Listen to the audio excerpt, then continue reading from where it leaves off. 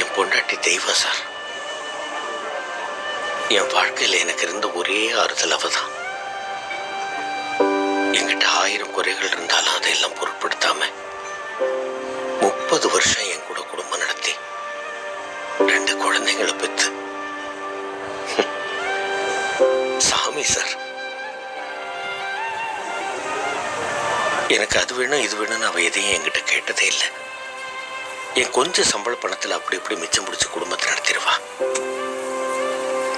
நான் எதை பத்தியும் பெருசா கவலைப்பட்டதே இல்லை.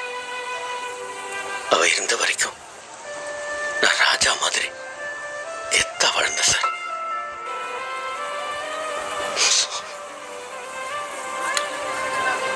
அவ போயிட்டா கிடந்து அசிக்கப்படுறேன்.